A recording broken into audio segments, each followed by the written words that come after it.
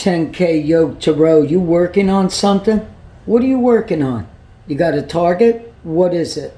Then from there, you got to turn around and you got to understand your DNA, which is inside of you, and your epigenetics inside yourself.